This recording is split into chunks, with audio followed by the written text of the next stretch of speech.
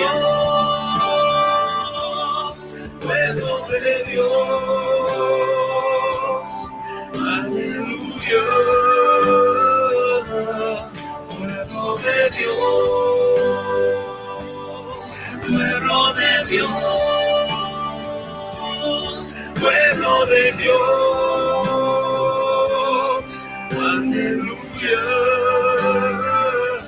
Buenos días a la audiencia del Canal Católico de Nicaragua, TV Merced de Matagalpa, a quienes nos ven a través del Facebook y a quienes escuchan Radio Católica de Nicaragua. Bienvenidos al programa Pueblo de Dios. Soy Noelia González y hoy estaremos hablando sobre un trabajo misionero que realizan los delegados de la palabra. Para ello me acompaña en el programa el doctor José Argüello Lacayo. Él es doctor en teología, fundador del equipo Teyocoyani, que se dedica a la formación de los líderes laicos en las comunidades que están en las diócesis del Caribe, Jinotega, Estelí y Chontales. Bienvenido, doctor. Muchísimas gracias por aceptar la invitación al programa. Muchas gracias, Noelia. Aquí estamos a la orden.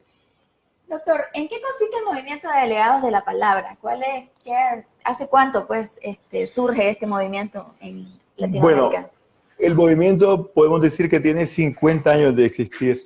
Nació en la diócesis de Choluteca, en Honduras, después del Concilio Vaticano II. El obispo allá vio la dificultad enorme que tenía para la evangelización y para llegar a las comunidades campesinas, y entonces comenzó a formar laicos. Y esa idea fue retomada por los capuchinos norteamericanos que estaban aquí en la costa caribe, en el vicariato de Bluefield, y en 1968 ellos convocaron un encuentro en la parroquia de Rama.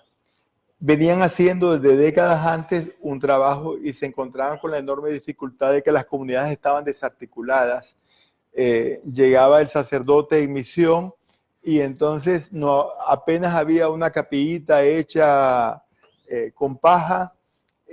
Un mayordomo era el que se encargaba de convocar a la gente. Había mucho analfabetismo, entonces la tarea era tremenda porque había que enseñar muchas veces a leer y escribir, había que comenzar por eso. Y entonces los capuchinos comenzaron esa tarea a partir de 1968 y se dieron cuenta que había un enorme potencial, porque la gente realmente tenía deseo de participar y ser activos en la iglesia. Bueno, entonces ha sido un proyecto que ha tenido varias etapas. En los años 70 hubo un equipo de capuchinos liderado por el padre Gregorio Smutko que publicó bastantes materiales de formación. Fueron los primeros que se hicieron aquí en Nicaragua para llegar al campesinado. Y esa labor continuó parcialmente en los años 80, pero ahí vino el conflicto de la guerra. Entonces muchos de los líderes que se habían formado en los años 70 murieron.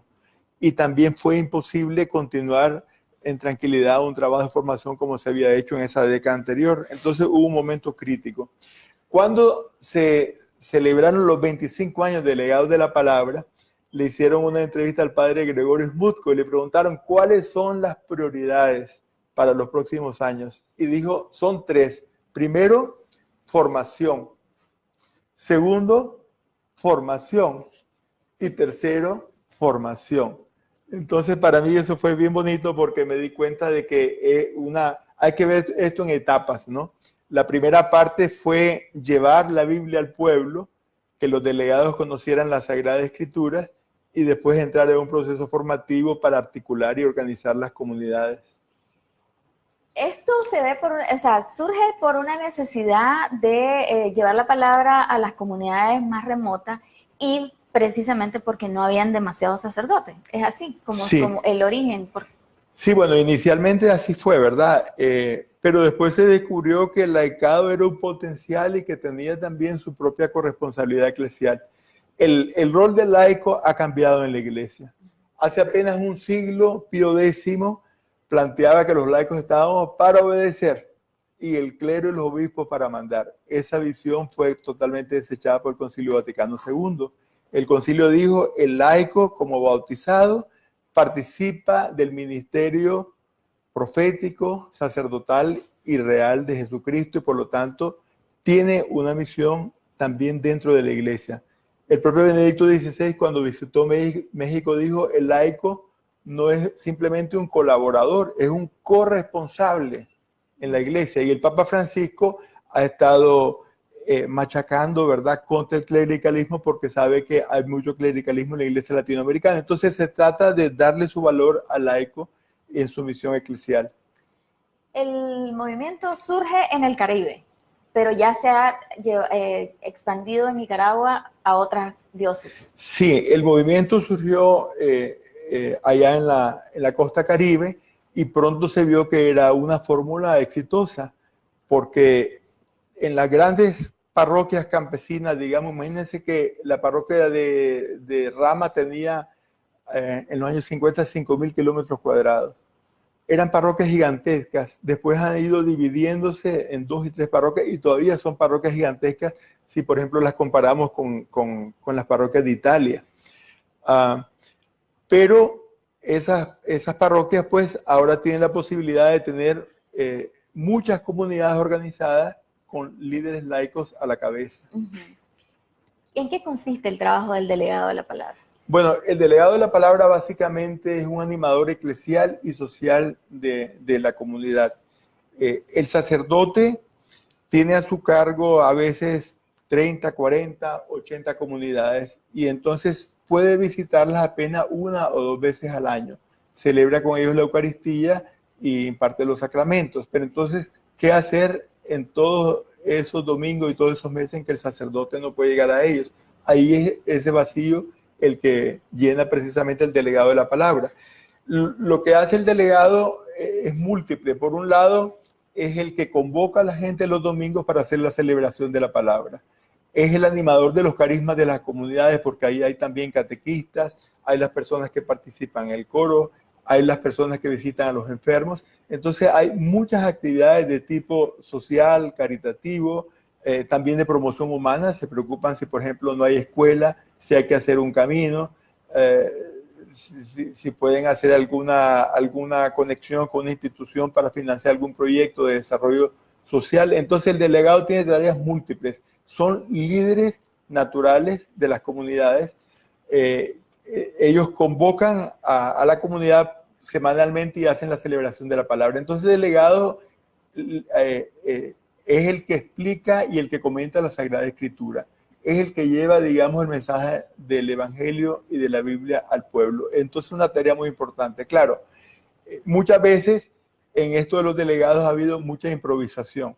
Cuando el equipo Teyocoyani comenzó, nos dimos cuenta que a veces el párroco, ¿verdad?, de manera entusiasta le decía a un joven que lo veía despierto, inteligente: aquí está la Biblia, vas a ser el delegado. Pero esa era una tarea muy grande porque no tenía formación. Entonces nosotros hemos luchado para que esa improvisación no se dé, sino que la persona que vaya a ser delegado o el que ya esté siendo delegado, que sea que participe en un proceso intensivo de formación teológica y pastoral para que haga su tarea de una mejor manera. Uh-huh. ¿Quiénes, o sea, en los delegados de la palabra puede haber mujeres? Sí, hay mujeres. Inicialmente, antes de que surgieran los delegados de la palabra, las personas que más participaban en las comunidades católicas campesinas eran mujeres. Pero hay que decirlo, eran roles subalternos de auxiliares del sacerdote, y el rol que siempre han jugado las mujeres, que ha sido muy importante, y lo siguen jugando todavía mayoritariamente, es el de catequistas, ¿no? Uh-huh. Pero cuando de pronto se le abrió un espacio de verdadero liderazgo a los laicos en las comunidades, inmediatamente fueron los varones los que lo llenaron. Entonces, ahí hay un punto, ¿verdad?, que nosotros en el equipo Teyocoyani también estamos muy conscientes de eso y estamos tratando de favorecer también el liderazgo laical femenino. Pero hay un problema sociológico, y es que la mujer pues está atada al hogar con los hijos, tiene que llevar la casa, y en la división del trabajo que se da en el campo de Nicaragua, pues el varón es el que se encarga del trabajo en el campo y la mujer en el hogar. Entonces en esas circunstancias es muy difícil, ¿verdad?, para una mujer dejar la casa para ir, por ejemplo, a un curso de formación en la parroquia. Nosotros hemos luchado para aumentar la participación femenina. En un principio eran 10-15% de mujeres y hemos subido hasta el 30%. Bastante. Sí, bastante. Hemos intentado aumentar más esa cifra, pero ahí nos hemos estancado. Yo creo que es por la disparidad, uh-huh, ¿verdad?, que hay de posibilidades de varones y mujeres por esta cuestión sociológica que hemos dicho. Pero Mi sucesora, que es laica y mujer, la doctora María José Delgado, ella está haciendo un esfuerzo muy grande por potenciar a las mujeres y ha organizado unos cursos estrictamente de mujeres. Hace una idea ya muy bonita, de mujeres delegadas para que compartan entre sí y se animen. Okay. Siempre tiene que ser parte de la comunidad. El delegado de la palabra tiene que ser de la comunidad donde va a... Sí, claro que sí. Él tiene que estar arraigado en la comunidad local. Nunca se escoge a un delegado de otra comunidad. De otra comunidad para llegar a predicar. Lo que sí se ha hecho es intercambio de delegados misioneros entre parroquias. Que, por ejemplo, los líderes más destacados como delegados en una parroquia hacen una misión en otra parroquia. Eso sí se ha hecho con mucho éxito, porque como tienen experiencia de predicación, y te voy a decir una cosa, yo he escuchado las predicaciones de delegados en radios parroquiales. Me acuerdo cuando iba a la parroquia del Cuá, y ahí cada mediodía llegaba un delegado a hacer una predicación, y muchas veces me quedaba yo asombrado. ¿Ah, sí? Sí, lo hacen muy bien, muy bien. Entonces tenemos un enorme potencial como iglesia en esos laicos. Tienen un profundo amor a la iglesia, un profundo amor a la Sagrada Escritura, conocimiento bíblico creciente que a través de las formaciones también se va desarrollando y una mística. Por supuesto, ¿verdad? Como seres humanos pues siempre hay problemas, hay conflictos, hay debilidades y hay dificultades, pero en su conjunto yo veo ese movimiento como una gran esperanza para la iglesia de Nicaragua. Usted habla del movimiento Teyocoyani como los educadores, los formadores de los delegados de la palabra. ¿Cómo empieza Teyocoyani a involucrarse en la formación de los delegados? Bueno, fue un momento propicio porque yo te decía que los capuchinos se habían encargado de eso en los años 70. Sí. Tenían un equipo y llegaron a ser hasta 30 capuchinos. Hacían cursos de formación, formaron el Instituto Pastoral Campesina en Bluefield, que todavía continúa, sí, que tiene también como 50 años. Nada más que el Instituto Pastoral Campesina congrega a los delegados solamente 2 meses al año y hace 3 cursos de formación simultáneos en forma paralela de 3 niveles, ¿verdad? Eso se hizo para formar a los diáconos casados que hubo en el vicariato originalmente, pero después se amplió a todos los delegados de la palabra. Pero eso era puntual. Se hacía solamente una vez al año y los delegados tenían que acudir a Bluefield. Entonces, Teyocoyani surge a fines de los años 80, a partir del año 88. En parte mi persona ahí fue instrumental porque yo sentí la vocación de teólogo laico, que es una novedad en Nicaragua, y estaba buscando cómo orientar mi vida. Y entonces tuve un encuentro que para mí fue capital con los delegados de la palabra, porque descubrí que ellos atendían por lo menos 80 familias en sus comunidades. Entonces yo dije, si nosotros como iglesia logramos darle formación a estos líderes, a través de ellos llegamos a centenares de personas y ellos están dispersos por toda Nicaragua. Entonces con muchas dificultades, porque te tengo que decir que fue el inicio más difícil que yo he atravesado en mi vida, precisamente había muchos obstáculos, no teníamos oficina, no teníamos financiamiento, no teníamos espacio de acción eclesial. Entonces eso fue un proceso lentísimo, dilató 5 años hasta que el proyecto cuajó. Pero cuando cuajó se levantó como un cohete y fue maravilloso porque a partir del año más o menos 92, ¿verdad? Este proyecto se ha consolidado y obtuvimos la primera venia, digamos, episcopal a través, primero Monseñor Schleifer nos dejó actuar en el vicariato y Monseñor Pablo Smith nos dio su aceptación entusiasta ya en el momento que él asumió la diócesis del vicariato. Y a partir de ahí pues hicimos ya contacto con otros obispos de otras diócesis. Entonces, una cosa importante de Teyocoyani es que hemos sido itinerantes. No hemos esperado que la gente venga a nosotros, a una institución, así se hacía en los años 80, la formación o en otras diócesis. Nosotros vamos a la gente, nos quedamos con ellos una semana entera. Eso genera familiaridad, conocer su contexto en el que viven. Otra cosa importante ha sido que hemos empleado una metodología pedagógica que ha sacado provecho de las experiencias que se han hecho en América Latina. ¿Qué es la pedagogía que hoy impera, verdad? Donde no se trata de dar charlas, sino de hacer participar a los que llegan a la formación. Aprender haciendo. Sí, aprender también de sus experiencias Entonces, tomar al formando no como un sujeto pasivo, sino activo, y de manera que nosotros nos hemos enriquecido muchísimo en este contacto con los delegados, porque ellos tal vez no tienen conocimientos abstractos, teóricos, pero tienen experiencia viva de fe. Entonces, para mí personalmente ha sido una fuente de esperanza, de alegría, haber estado en contacto con ellos, porque te imaginas, ¿verdad? Compartir tantos años con ellos y con ese caminar de fe. Entonces ha sido para mí una experiencia maravillosa. Bueno, otro aporte que hemos hecho como equipo de formación es que nosotros hemos partido de las necesidades pastorales de la gente. No hemos llegado con los tratados clásicos, eclesiología, cristología, mariología, ¿no?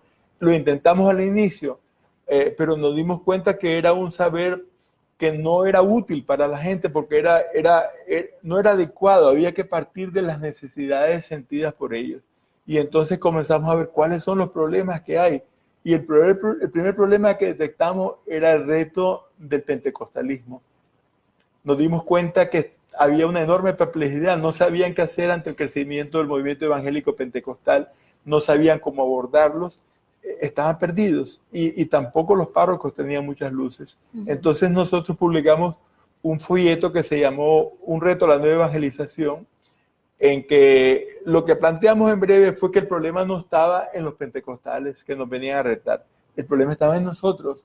Nosotros teníamos que renovarnos. Si nosotros nos renovábamos y ofrecíamos a nuestros católicos en las comunidades campesinas participación, conocimiento bíblico, espiritualidad, solidaridad, comunidades vivas, la gente no tenía que irse a ninguna otra iglesia. Entonces, con ese tema comenzamos y fue un éxito tremendo porque la mente se dieron cuenta, sí, por ahí va la cosa.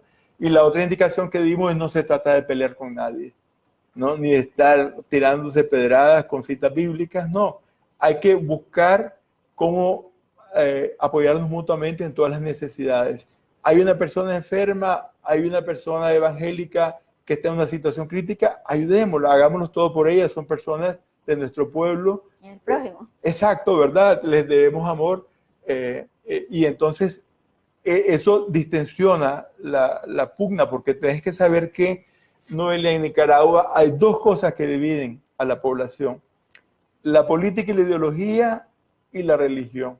Lamentablemente, la fractura más profunda son esas, también la fractura religiosa. Entonces tenemos que pensar cómo afrontar ese reto frente al movimiento protestante y pentecostal, porque ahí hay mucho que profundizar. Tal vez en otro momento podemos dedicar otro programa a ese tema. Sí. A partir de lo que está, de la capacitación, ¿de qué puede, de qué reflexiona un delegado? ¿De qué ámbitos puede abordar a partir de, si no hablamos de mariología, de cristología, o cómo hablamos de mariología y de cristología desde la realidad de las comunidades? El delegado se ciña al texto de la Sagrada Escritura del domingo y ahí vuelca toda su experiencia y todos sus conocimientos. Entonces, no se trata de una clase teológica en una facultad en que va a ser un tratado, ¿verdad?, que la cristología y la mariología. Ellos leen e interpretan la Sagrada Escritura y lo hacen con mucha competencia a partir de su experiencia. Entonces, lo que aporta el delegado es un conocimiento minucioso de la situación local de la comunidad. Para ellos, por supuesto, es más difícil tener un discernimiento de la situación nacional, porque, bueno, todos tenemos dificultad, ¿verdad?, para hacer un discernimiento más grande, global, pero ellos sí conocen su comunidad, saben cuáles son las dificultades, cuáles son los aportes de la gente. Entonces, el aporte del delegado es leer e interpretar la Sagrada Escritura, y ahí pues los textos del Evangelio son maravillosos por su sencillez, están las parábolas, están las historias de Jesús. Entonces, eso es lo que ellos comentan, aplican y actualizan. Okay. ¿Cuál es la relación que hay desde su experiencia entre los delegados y los párrocos? Porque es un trabajo que es conjunto. Pues, sí. Bueno, ellos se coordinan con el párroco. Hay diversas formas como una persona puede ser delegado. A veces lo elige la comunidad, a veces lo nombra el párroco. Son dos modalidades que se complementan. El párroco y el delegado pues están vinculados porque los delegados y esas comunidades campesinas son parte de la parroquia. Entonces tienen encuentros periódicos para coordinar y programar actividades. Y la parroquia se hace presente a través del delegado. Entonces son una unidad, ¿no? Y eso es precisamente una de las características de nuestra Iglesia Católica, que es una iglesia universal. El delegado está vinculado al párroco, el párroco está vinculado a la diócesis, el obispo está unido al colegio episcopal y el colegio episcopal al sucesor de Pedro. Entonces es una articulación global. A través de los delegados también es que la iglesia, los obispos tienen información muy, muy fidedigna, ¿verdad? De lo que pasa en el país de manera, digamos, capilar, porque hay toda una red enorme. Sí, de hay una líderes. red humana impresionante. Sí. Es correcto. ¿Cuántos delegados hay hasta ahora?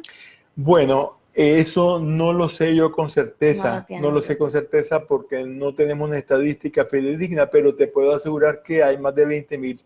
¿Sí? Porque en todas las diócesis de alguna manera están presentes. Y hay miles de ellos que están en un proceso formativo intensivo. Y para empezar, por ejemplo, ¿cómo se identifica a una persona que puede ser delegada de la palabra en una comunidad? Yo sé que a veces lo identifica la comunidad, a veces lo identifica el párroco como tal, pero ¿cómo es el proceso para llegar a ser? Es espontáneo. Yo creo que hay liderazgos naturales que afloran. Se ve que hay un joven o una joven que tiene capacidad de llevar adelante una comunidad, que es despierto, inteligente, que tiene deseo de formación, que tiene un espíritu cristiano. Entonces esas personas, las comunidades los escogen.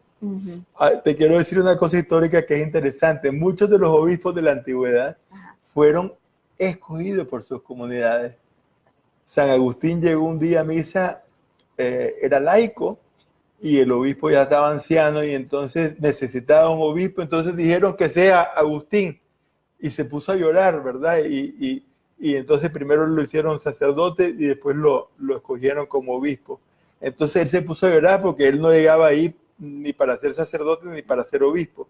Y a San Ambrosio en Milán lo escogieron como sucesor del obispo que tenía cuando todavía era catecúmeno, ni siquiera estaba bautizado, pero vieron en él el liderazgo, la capacidad que tenía, y entonces lo nombraron y tuvo que ser bautizado, nombrarse sacerdote y después obispo. Fue un gran obispo de la iglesia.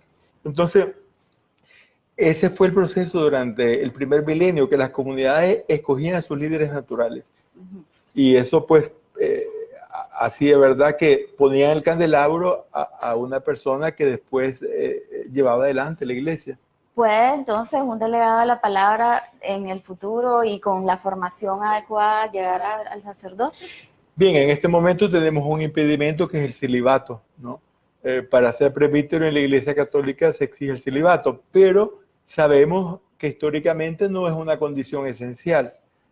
Eso se introdujo en el siglo XIII y el Papa Francisco, otro papa posterior, podría decir, bueno, podemos dejar que el celibato sea opcional para los sacerdotes religiosos y para los sacerdotes de parroquia que tengan su familia, como sucede entre los ortodoxos, entre los anglicanos, entre los protestantes. Y aquí quiero aprovechar para decir una cosa que es desconocida entre los católicos. En la Iglesia Católica tenemos sacerdotes casados. ¿Sí? Qué sorpresa, ¿verdad? Nadie lo sabe. Son los sacerdotes católicos de rito ortodoxo. En la Iglesia Católica tenemos dos derechos canónicos, uno para la Iglesia occidental y otra para las iglesias orientales.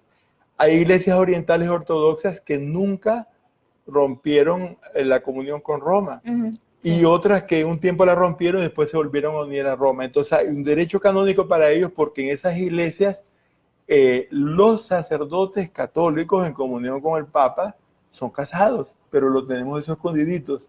Es una experiencia interesante para reflexionar sobre ese tema, ¿verdad? De sacerdotes casados en el futuro. Okay. Pero en el caso, por ejemplo, volviendo a mi pregunta, si es un joven que ha desarrollado trabajo pastoral, ¿podría en algún momento ingresar al seminario y convertirse? Bueno, de hecho, la experiencia ha sido más bien la siguiente, que en las familias de los delegados de la palabra, que ya son familias cristianas que tienen un espíritu de fe, los hijos deciden ser sacerdotes. En este encuentro que estamos ahora celebrando en San Marcos, donde hay 200 delegados de la palabra, que ayer vieron algunos de ustedes la inauguración con los obispos de la costa, ahí había 2 sacerdotes, el padre Aníbal de Acoyapa y otro sacerdote de la costa Caribe, ambos hijos de delegados de la palabra. Entonces, no es propiamente la dinámica que el delegado quiera ser sacerdote. Es difícil porque normalmente son personas casadas, pero lo que sí se está dando es que en las familias de los delegados de la palabra están surgiendo vocaciones sacerdotales y religiosas. Okay. Sí. Y eso es... Sí, claro, entonces ya ellos, como también tienen un deseo de formarse, muchos de los delegados han comenzado a hacer incluso estudios universitarios. Entonces, claro, le dan importancia a la formación de sus hijos y entonces los hijos ya tienen la escolaridad suficiente que se requiere para ser sacerdotes, porque una de las dificultades que hay en el campo de Nicaragua, y eso es algo que se enfrentaron los capuchinos tuvieron 70 años en la costa atlántica, pero la congregación no se logró implantar. Al final se retiraron y tenían pocas vocaciones. Entonces yo me pregunto, ¿por qué con tanta entrega no tuvieron vocaciones capuchinas como para implantarse? Bueno, había un problema estructural. Cuando llegaron era una población analfabeta. Ellos hicieron un enorme trabajo por aumentar el nivel educacional de la población. Pero ¿qué pasó? Lo que suscitaron fueron muchas vocaciones laicales. Entonces yo pienso que en sucesivas generaciones en el futuro, de esas familias que ahora se forman de los delegados y delegadas de la palabra, irán surgiendo vocaciones sacerdotales. Okay. Sí. Para quienes nos sintonizan en este momento, estamos conversando con el doctor en teología José Argüello Lacayo. Él es fundador del movimiento Teyocoyani, del equipo de formador de Teyocoyani, que forma a los delegados de la palabra en Nicaragua. Vamos a hacer una pausa. Les recuerdo que pueden hacer sus llamadas a los números convencionales 2278-0836, 2278-6136 o escribirnos al Facebook de Canal Católico de Nicaragua o al número de WhatsApp 8972-8516. Volvemos en un momento. Salimos por tu cruz, desde dentro y de afuera golpeado, como fuiste tú. Gloria a Dios en el cielo, Dios en el cielo. Número 5. Una Nicaragua donde la paz sea fruto de la justicia. El amor y la verdad se dan cita. La justicia y la paz se besan. La verdad brota de la tierra. La justicia se asoma desde el cielo. Salmo 85, 11, 12. Para el salmista, la justicia es como la lluvia que rocía la tierra y el fruto que de ahí surge es la verdad. La verdad será siempre el camino de la justicia. En este momento de crisis, los nicaragüenses estamos llamados a establecer acuerdos en materia de justicia que sean duraderos y que se respeten, de tal manera que apoyamos toda iniciativa de diálogo que se haga con buena voluntad y particularmente el esfuerzo que la Santa Sede ha venido haciendo a través de los diversos mensajes que el Papa Francisco nos ha enviado y la presencia del señor Nuncio como testigo y acompañante internacional.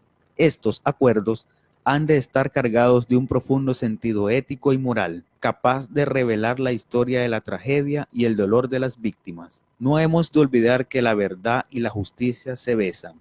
Esta es la certeza que debe guiar nuestras búsquedas para los nuevos horizontes en Nicaragua, lo cual exige contemplar la verdad sobre los hechos, la no impunidad de los culpables, la reparación y reinserción de las víctimas y sus familiares, así como las garantías de no repetición. Es lo único que puede darles verdadera seguridad a los ciudadanos. Solo así puede construirse moralmente un país. La exhortación de la alegría acontece en el corazón de una existencia dramática de Nicaragua que vive un momento crucial en el cual tendrá que definir las bases de su futuro como país y su destino como nación. Alegrarse en el Señor o estar alegres en el Señor comporta una manera de situarse en la vida, en el dramatismo de la existencia. Esta ha de ser la constante del carácter cristiano. La alegría ha de ser el fruto de enraizarse en Cristo, en el dinamismo de su humillación y glorificación, porque a pesar de los signos contrarios que vivimos, el Señor está a la puerta, cercano y activo. No se trata de buscar caminos de evasión ante la situación actual, sino de afrontarlos desde la comunión con Cristo. De la misma manera que la resurrección se enraiza en la noche de la cruz, así la energía y la alegría del cristiano brotarán de la comunión con los sufrimientos de su Señor. Que la Reina del Cielo, la cual se alegró con la resurrección de su Hijo, al participar de su dolorosa pasión, interceda por nosotros y nos haga partícipes de su alegría.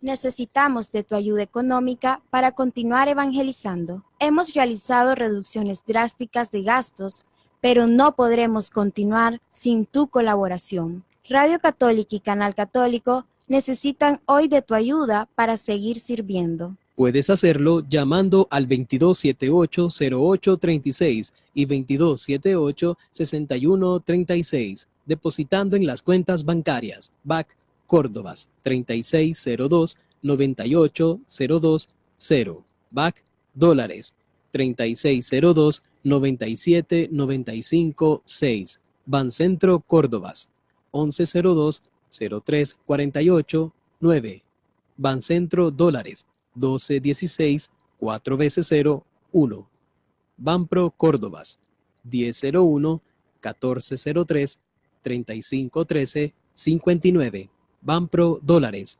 1001 2215 5211 64. A nombre de Radio Católica de Nicaragua, visítanos en Altamira de Este, de Cinza Cerámica, una cuadra al este. ¿Cómo reconocerás verdadera caridad? Sientes que para ti mismo buscas siempre el bien de los demás. Iglesia soy a los pies de la roca que da el agua viva que quita la sed. Gracias por continuar en sintonía de Canal Católico de Nicaragua, TV Mercedes de Matagalpa y Radio Católica de Nicaragua. Estamos conversando hoy en el programa con el doctor José Argüello Lacayo, él es teólogo. Estamos hablando sobre la misión de los delegados de la palabra. Usted antes de irnos a la pausa mencionaba el evento que está dándose ahorita en San Marcos con 200 delegados de la palabra. ¿Qué va a pasar en ese evento? ¿Qué es lo que se conmemora? ¿Cómo se está desarrollando? Bueno, es un evento importante en la Iglesia de Nicaragua porque tenemos ahí 200 delegados, varones y mujeres, de muchos puntos del país. Y ellos están participando en ese encuentro para conmemorar los 50 años del Movimiento de Delegados de la Palabra.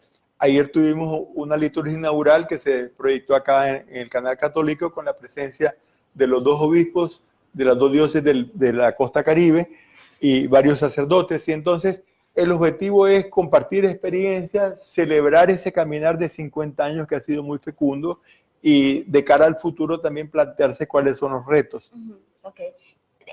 Son 50 años de trabajo. ¿Cuáles han sido los frutos? ¿Cuál ha sido el aporte del movimiento de delegados de la palabra a la iglesia? Al trabajo de la iglesia. Yo te diría, en primer lugar, los delegados han llevado la palabra de Dios al corazón del pueblo.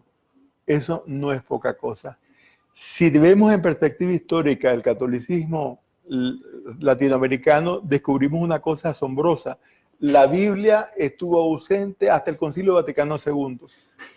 Resulta de que cuando se dio el proceso de evangelización acá en Nicaragua y en Latinoamérica, simultáneamente se dio la Reforma Protestante que inició en 1517. Gil González Dávila llega a Nicaragua en 1523. Pero ¿qué sucede? La Iglesia Católica en ese momento se llena de temor, porque Lutero llevó la Biblia al pueblo, entonces se llena de temor ante el hecho de poner la escritura en manos de los laicos. En el Concilio de Trento, que es a mediados del siglo XVI, se discute si la palabra de Dios debe ser llevada al pueblo o no.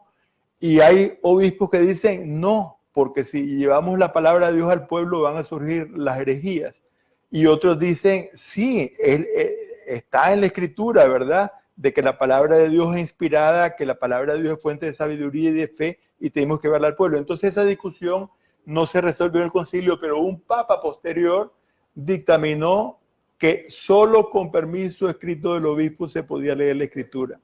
Entonces, durante 2 siglos hubo temor de poner la Biblia en manos del pueblo. Y eso coincidió con todo el proceso de evangelización en Latinoamérica. Entonces, tuvimos un catolicismo que se centró primero en el catecismo, la doctrina, en la moral, los mandamientos y en devociones. Pero prácticamente llegamos al Concilio Vaticano II con un atraso enorme en conocimiento bíblico, porque tenemos que recordar que hasta entonces la misa se celebraba en latín y cuando se leía la escritura en la misa la gente estaba rezando rosarios porque no entendían la lengua.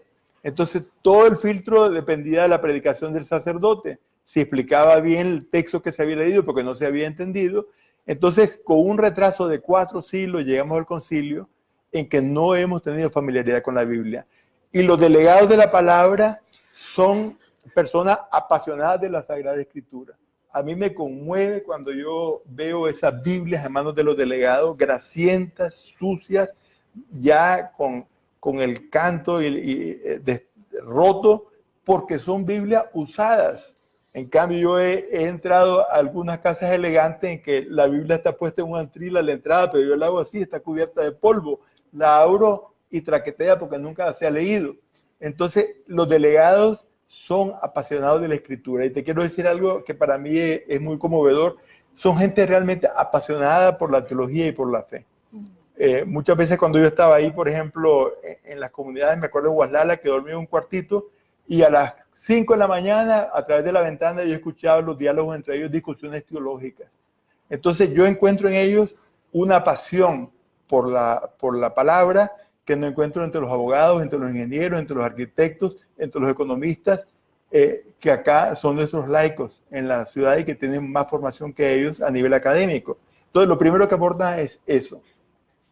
Y quiero decirte en este contexto una frase que yo leí, una gran novela de Dostoyevsky, donde la pone en boca de un monje santo, que es una figura central en la novela de los hermanos Karamazov, y exhorta a los sacerdotes que lean la Biblia al pueblo. Dice, aunque sea 1 hora, congreguen al pueblo y lean las historias de la Sagrada Escritura.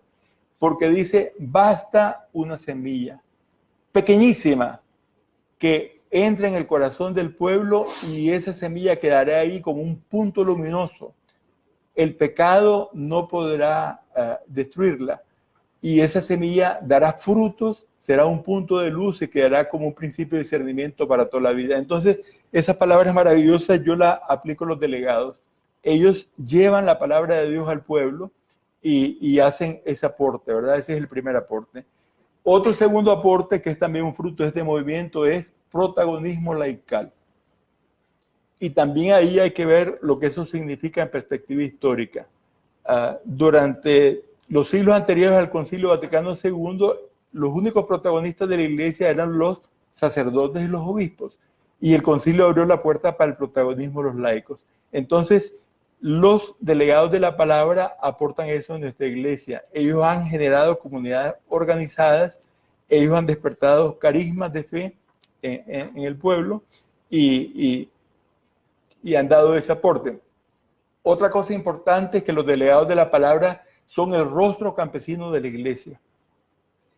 El rostro campesino de la iglesia. Nuestra iglesia, yo diría, Noelia, que en este momento el sector más dinámico de la iglesia de Nicaragua son las comunidades campesinas, pero tienen poca publicidad y vivimos un mundo en que se cree que lo que no tiene publicidad no existe. Lo que pero no eso está en redes no existe. Sí, no, que lo que no tiene publicidad no existe, ¿verdad? Hay el chiste de gente que se busca en Google y si no se encuentran creen que no existe, pero eso es falso. La vida tiene un valor. Quien vive en profundidad, esa persona está irradiando y está haciendo algo en la humanidad, aunque no aparezca en los periódicos ni en los medios de comunicación. Entonces, ellos aportan un rostro campesino a la iglesia. y aportan también una lectura campesina de la Biblia, porque ellos lo hacen de vida y eso pues difícilmente lo podría hacer una persona de la ciudad. Usted me decía en la pausa que ellos han logrado, los delegados, precisamente porque están en las comunidades, viven en las comunidades, han logrado integrar su trabajo pastoral, por decirlo de una manera, con su realidad en los territorios.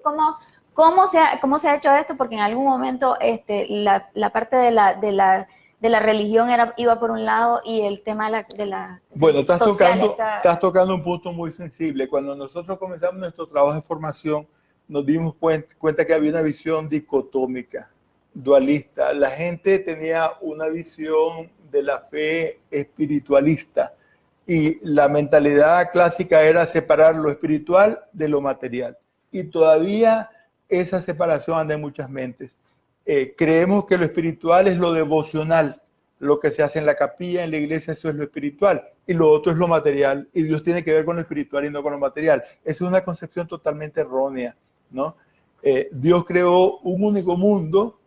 Yo siempre le digo con una comparación simple, ¿verdad? Cuando creó el mundo, no es que echó en un saco la capilla y la Biblia y en el otro saco echó la familia, el trabajo, la economía, la sexualidad. No, todo va junto.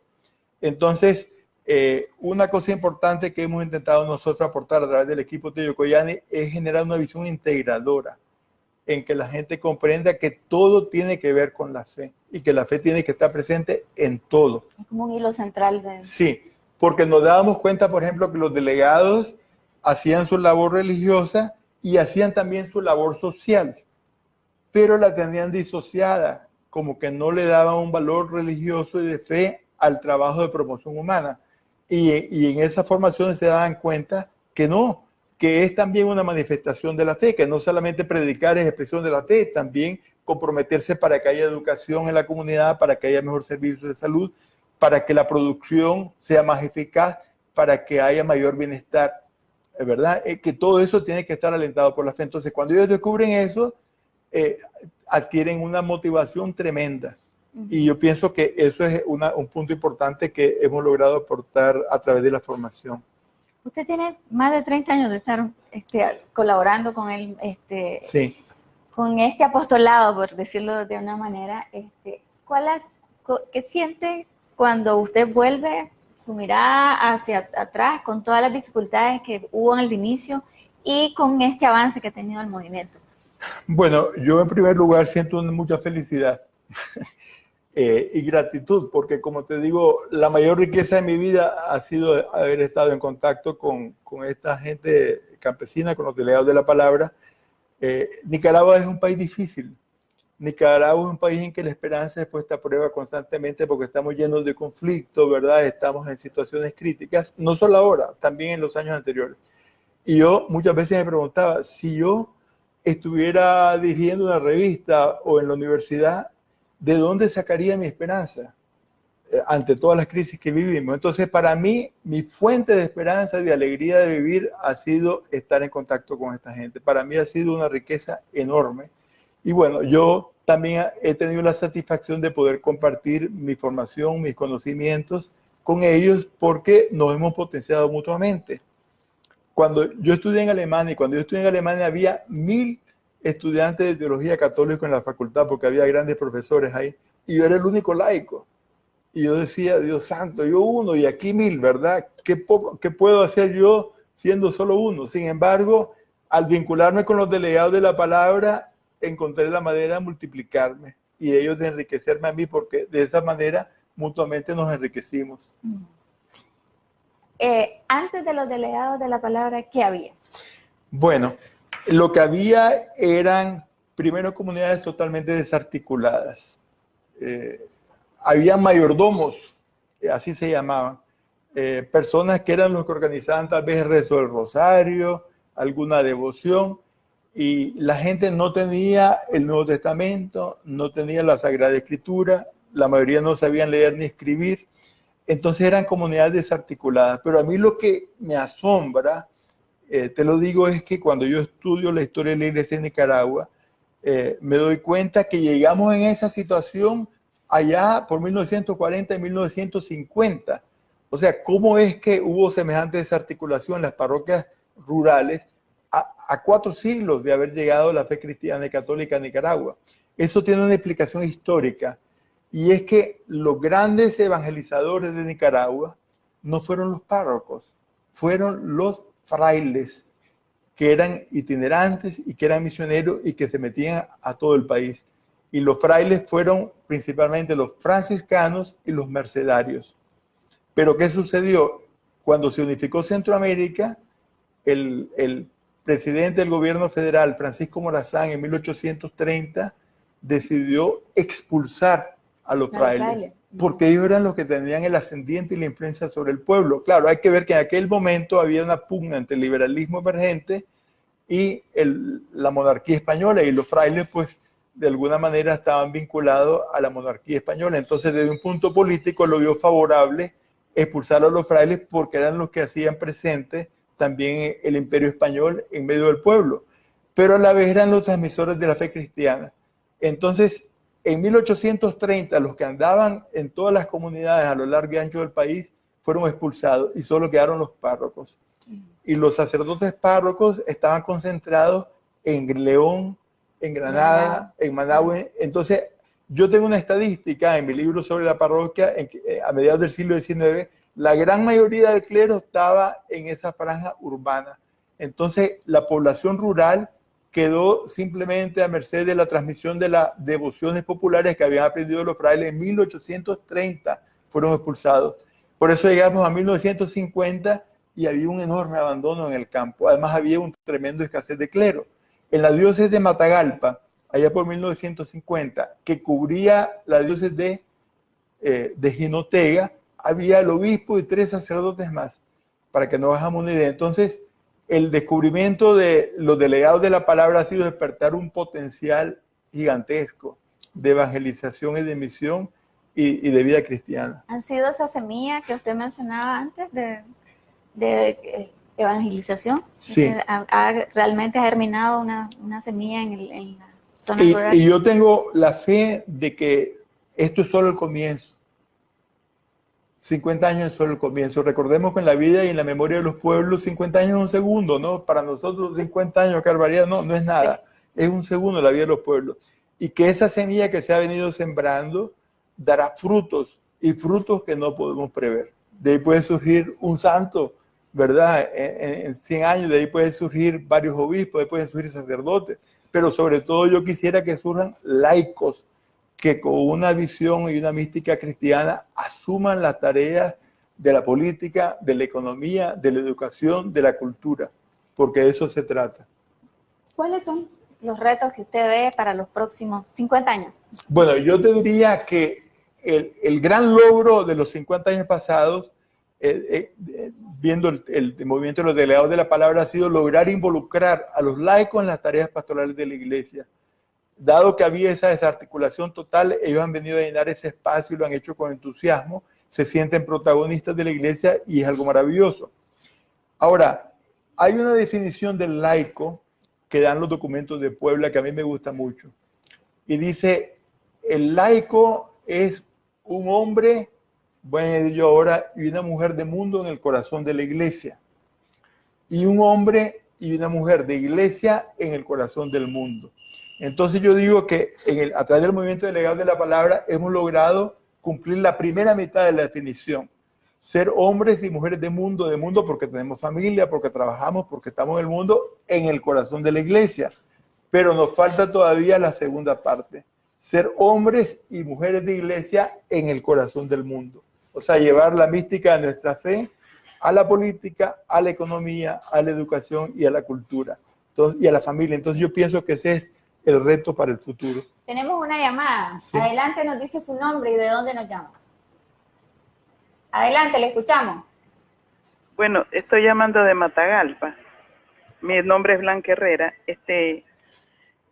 Me interesa mucho lo que está hablando ahorita el doctor Argüello, porque, bueno, yo soy católica, soy una mujer ya adulta, pero me encanta la filosofía con que él está planteando lo de la religión católica, pues, que es la política, la economía, o sea, me interesa mucho porque yo soy una mujer que ha estado luchando por los derechos de nosotras las mujeres y me gusta porque él lo acaba de decir ahorita que está involucrando, la intención es involucrar más a las mujeres también porque siempre hemos sido desde siempre pues un poco relegadas, como que no podemos estar ahí pues porque como que no somos parte de la sociedad. Y me gusta mucho, pero quiero preguntarle al doctor una cosa. Yo comencé tarde, yo siempre estoy pendiente del programa, pero ¿qué cosa es la verdad? Espéreme, yo lo tengo apuntado aquí, pero no sé si lo tengo bien. Dilocoyane, ¿qué cosa es eso es lo que quiero preguntar. Como usted se sintonizó tarde, Sí. tal vez no escuchó al principio que es un equipo de formación de líderes laicos, sobre todo se ha consagrado en los últimos 30 años la formación de los delegados de la palabra. Hemos estado también en su diócesis, en las parroquias de Muy, en Matiguás, en Río Blanco, en el pasado, en este momento no estamos ahí, estamos en otra diócesis. Entonces, Teyocoyán es una palabra náhuatl que significa forjador de personas. Y ese es el nombre que nosotros, allá por 1988, cuando surgió este equipo, escogimos para nuestro equipo Teyocoyani, forjador de personas. Y se refiere a Dios. Dios es el forjador, el creador de personas, pero como nosotros somos un equipo de formación teológica, bíblica, pastoral, también la referimos a la palabra de Dios. Entonces, eso es lo que significa. Ella le hacía referencia a la importancia del trabajo de las mujeres. Sí, yo la felicito y me alegra que haya dado ese eco, porque precisamente lo que estamos conversando es que la fe no solo se manifiesta en lo devocional en la iglesia, la fe se manifiesta en la vida cristiana y es uno de los retos principales que tenemos hoy en día de promover a la mujer. En la iglesia ha habido cierto resquemor, ¿verdad?, frente al movimiento feminista, por cuestiones polémicas como el aborto y todo eso, pero tenemos que ver lo nuclear. Ha habido una gran marginación y una gran discriminación de la mujer, y esa lucha por la reivindicación de la mujer es una lucha evangélica y cristiana. El Papa Francisco ha apoyado eso totalmente.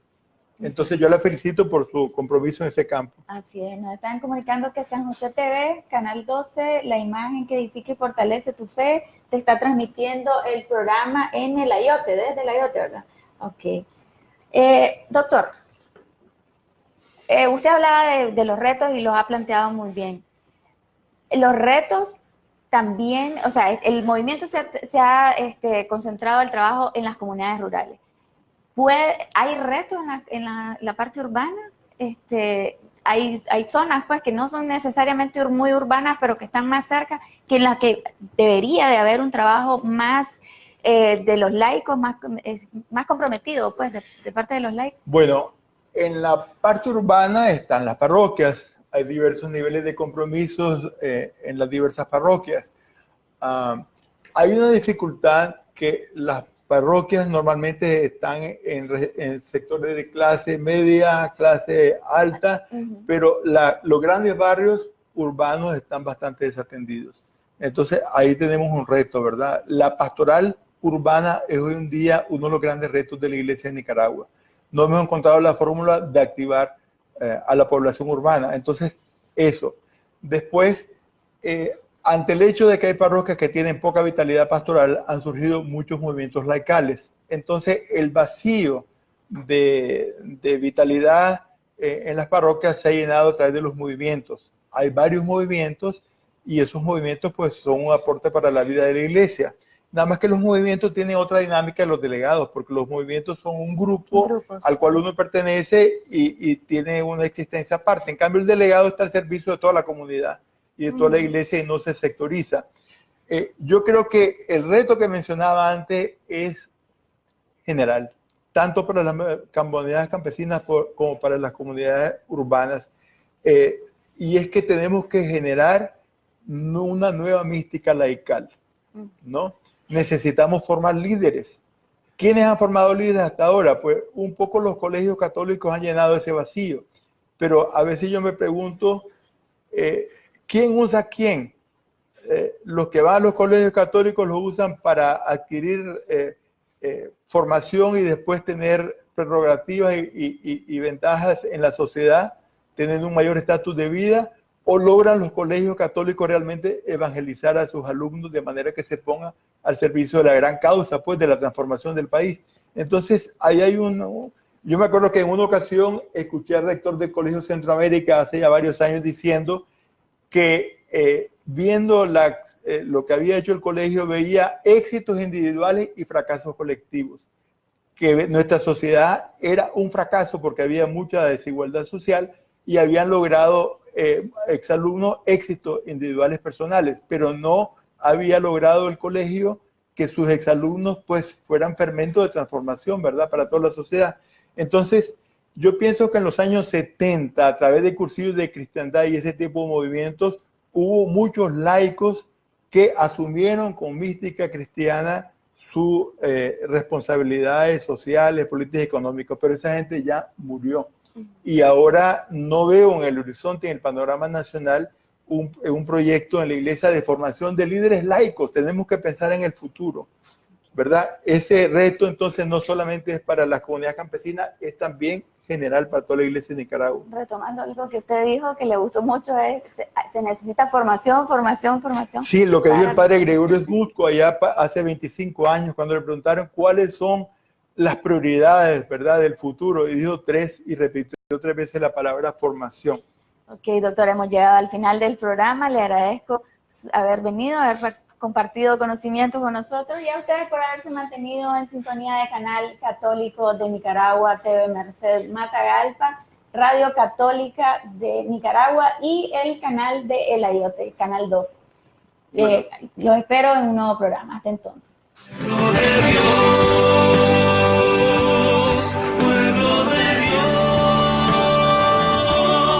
pueblo de Dios, aleluya, pueblo de Dios.